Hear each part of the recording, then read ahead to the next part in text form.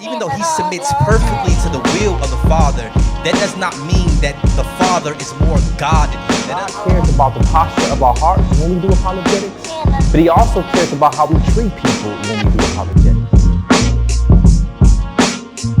Have you mistaken being woke with hatred? Who said that? Who said the Immigrant poem? Okay. That's pretty deep. This poem is about immigrants. How many people like immigrants? That's what's up. Huh? You surrounded? Well, that's good. That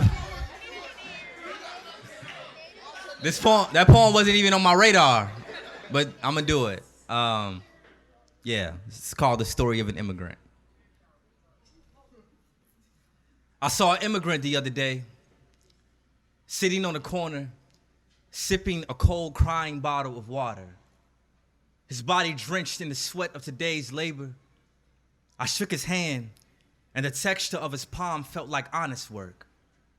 His eyes were dirt roads that led back to his home country, where his childhood memories set Indian style in nostalgia, reminiscent of the days when he was free to live as a cinnamon brown boy, his skin caramelized by a Mexican sun, the smell of his mother cooking miracles in the kitchen while he played in the field they grew their life from was still perched on the tip of his tongue. I asked him his name, and when he spoke, his broken English fell fragile from his mouth like a child learning to walk, but he made sure his smile told me that he wasn't a threat, that he belonged in his country too. His Budweiser t-shirt was decorated in somebody else's paint, and his oversized jeans falling apart at the seams looked like they haven't had a day off in a while. Beneath his storied pupils were bags hanging heavy with America's burdens. His body, a run-on sentence, tired of explaining himself to people who don't take time to sift through his speech. We began a conversation that was foreign, but yet familiar to me. And I could tell that his voice had been a locked gate into now. He told me how he came to America with $57 in his back pocket and a book bag filled with optimism and toiletries and hope and fear. Fear of leaving his country for the first time and migrating to a land where man might despise his being, like him being here was a burden for America, like everybody's ancestors who wasn't slaves wasn't also immigrants searching for a better life, like they really discovered this country, like the Native Americans didn't already set up shop on American soil before we baptized the trail with their tears. He told me at one time, a patriotic man from Texas posing as God accused him of stealing jobs from decent Americans. My face curled into a question mark, confused, because this man did the type of work that average citizen in this country frowns upon. His fingers calloused and aged 10 years for trying to earn the piece of America's pie, but some still see his hands as thief, murderer, only good for holding knives and pulling triggers. He told me how CNN is a horror film him and his people try not to watch. All of this talk about building the wall has made him claustrophobic. Afraid someone would come and trump his American dream. Afraid he would have to feed his family in the ocean away for the rest of his life. Afraid that this so-called free country will one day misplace his green card on purpose. To say I felt sorrow for him was an understatement. As I sat and listened to this man unfold his fears before me, my heart abandoned my chest for him. My eyelids were a dam holding back a stream of tears, and my spirit man became uneasy and couldn't sit comfortable inside of my body. And isn't that what compassion is? Isn't this man worth our love?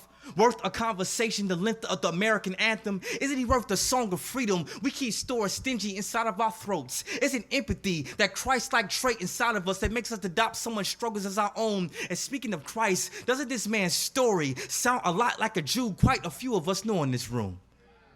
A story of a historical baby born in Bethlehem. His parents fled him to a foreign land called Egypt because a petty king with a heart dark as a moonless midnight wanted to kill him. I'm pretty sure Joseph and Mary didn't have the proper documents to relocate Jesus, but they moved him anyways.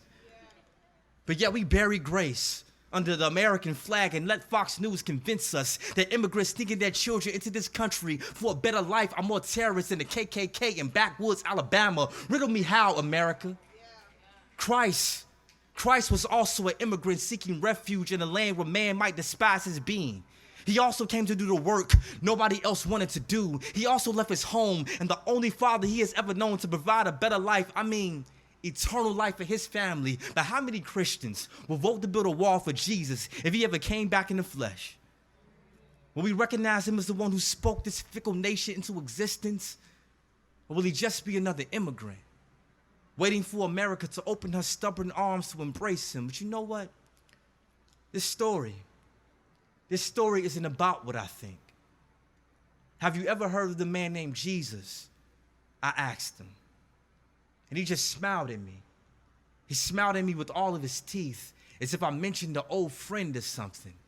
And he said, yes, Preston, of course I have. And I said, isn't it funny that you live in the most God-fearing country in the whole world, and nobody told you that your background is more like Jesus than the average citizen? Y'all bored yet?